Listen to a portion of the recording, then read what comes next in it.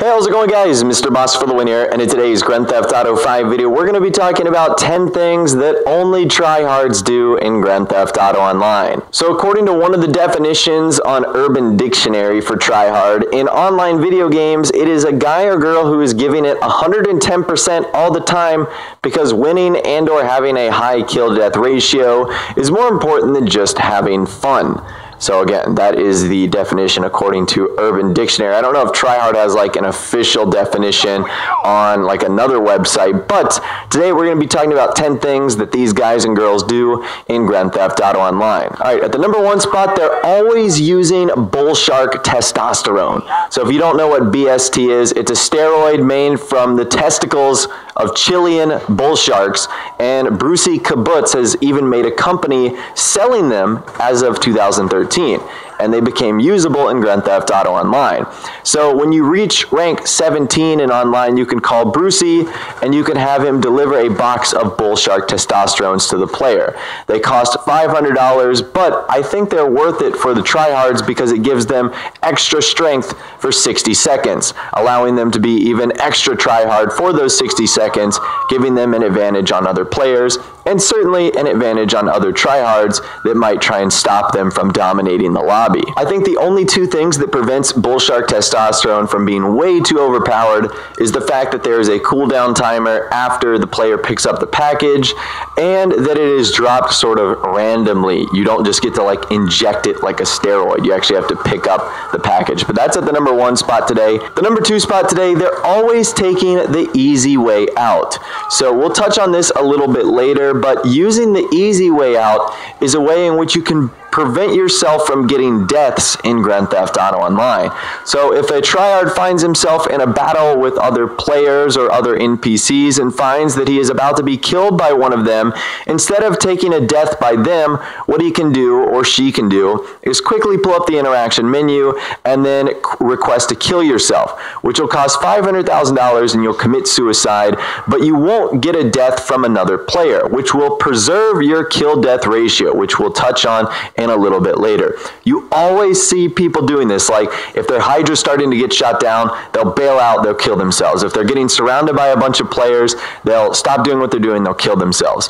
You see this all the time. Okay, the number 3 spot, tryhards are always wearing the most ridiculous looking face paints. So Rockstar have added a lot of face paints, especially with some of the recent Halloween updates, and some of them just look so ridiculous, worn with non-Halloween like costumes and whatnot. And the tryhards always seem to want to go for like the most bizarre, wacky looking face paint combinations of all time. Now, in addition to that, they also typically pair it with a very weird looking hairstyle and a certain color as well. They'll probably do like a crazy color with like a white or black face paint. And what they'll also do is put like a tattoo on their face as well. I think there's like a special tattoo that you can actually unlock that actually allows you to get like a massive face tattoo. It's pretty crazy. Almost all the tryhards seem to have that one on. They're always rocking the face tattoos and the face paints and the super weird and wacky haircuts and hair colors that almost no one in the world has. So I always think that that's pretty funny when you see that. Now, in addition to those wacky face paints, tattoos, and hair colors, they like to pair it with 2 iconic pieces of headgear. The first of which is a bulletproof helmet. So whether it is the bulletproof helmets that arrived in the original Heist update, or whether it's one of the new ones that came out in the Doomsday Heist, you will always see a tryhard wearing a bulletproof helmet.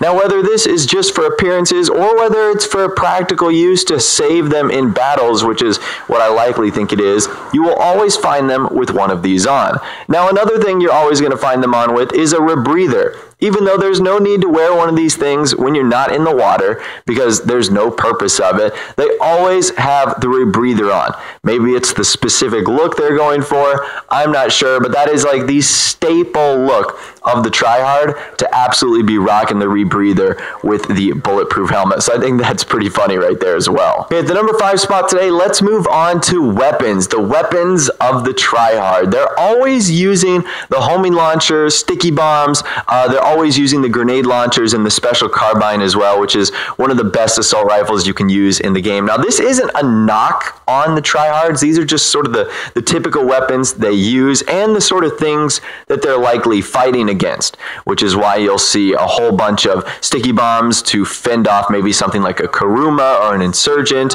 which is why you'll see the homing launcher to fend off maybe something like a Buzzard or a Hydra, and then that's why you'll see stuff like the Special Carbine and maybe even the Heavy Sniper. It's because they're getting into battles with other players and they're going to need sort of the best weapons in order to fend themselves off from other things that are trying to dethrone them. So you'll always see them rocking weapons like that. I'm not really too sure about other features of the weapons like camo tents and attachments on there. I would assume they would just put as many on there as they could, but those are the weapons commonly used by the tryhards. Let's talk about the vehicles commonly used by the tryhards. At the number 6 spot today, you've obviously got to start with the Hydra. The Hydra or the P996 laser, the staple of the griefer, of the tryhard. They're always using it to ruin other people's cargo or CEO stuff or import-export stuff or a biker business. They're always using that. If they're on land, they're definitely going to be in either some sort of bright supercar with crazy chrome wheels or the money sign wheels,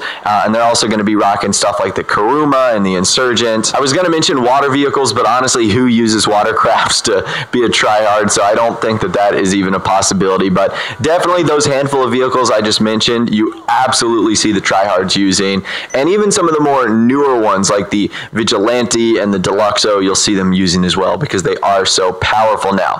Luckily with those vehicles, you can actually see them on the mini-map before they actually get to you. At the number 7 spot, the primary form of communication for the tryhard, trash talk. So on the consoles, they're typically using the message feature that you can send to other players in game, or they're using the voices that they beep over the microphone. On PC, there's like the chat on the side that makes it really easy to talk trash if you want to. So they're always sending brutal messages to other players, talking trash if they kill them once, trying to entice them to get them into a roid rage or something like that. I'm not sure why, but they're always so hostile. I just want to be left alone sometimes, and the tryhards always got to go spamming you with messages. I feel like that's their only method of communication. Like, even when they're talking to their friends, they're probably sending them hateful things and talking trash as well. That's just probably the only language they speak. The number 8 spot, they care way too much about their KD ratio and their rank.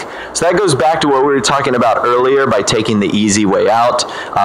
Tryhards will do this to preserve their KD ratio. I feel like it's one of the few stats that like really sticks out when you hover over someone's player. Although at this point, there's so many modded accounts out there. Players have like 21 KD ratios, which is obviously insane. So that is definitely one of the things. That's like the diploma of the tryhard. It shows like how good of a tryhard I think they actually are. And then as far as their rank goes, rank really doesn't matter. Like once you get over rank, I think it's like 125, you've unlocked everything. At that point, it's just like bragging rights. But I guess that's what it is for the tryhards. They're bragging who can be the highest rank and who can have the highest number in the lobby. I guess it's sort of like wanting to be king of the hill or something like that. The number 9 spot today, they're always off the radar. This by far is the primary tool of the tryhard in order to get after other players, using Lester's off the radar service or using the Ghost Organization service to go off the radar as well. That way they can sneak up on their preys and attack them. And the Ghost Organization stuff will get them like, I think 3 full minutes of off the radar. And this has been made even worse with the new vehicle additions in the game like the Akula that actually have stealth off the radar technology to go along with them, which is like the tryhard's vehicle of choice because they can go from off the radar to on the radar instantly with the ability to kill you at a moment's notice. And at the number 10 spot today, the final thing that tryhards are always doing is getting themselves into bad sport lobbies. So I guess that kind of comes with the territory. When you're a tryhard, you're blowing up people's gear and their cars and you're griefing and stuff like that. So if you ever find yourself into a bad sport lobby, it's basically just like a conglomerate of tryhards that have been banished to the shadow realms of sort, and that's sort of where they're hanging out for a day or two, or at least until their bad sport thing ends. So you always see them in bad sport lobbies just chilling out, and the bad sport lobbies are a massive griefer fest. Like if you think normal lobbies are bad, bad sport lobbies are like the worst of the worst. But anyways, that right there is 10 things that tryhards only do in Grand Theft Auto Online and that they're always doing in GTA 5 sessions. I'd love to hear from you guys in the comments section section down below. Do you have anything else you'd like to add to our list today of what tryhards do in Grand Theft Auto Online? I'd love to hear from you guys down there. If you did go on to enjoy the video, though, a like rating would of course be awesome. And also subscribe to my YouTube channel if you are new, where you like daily GTA 5 videos like this. With all the way, guys, like I said, thanks so much for watching. Take care, and I'll see you guys in the next video. Once you start smoking,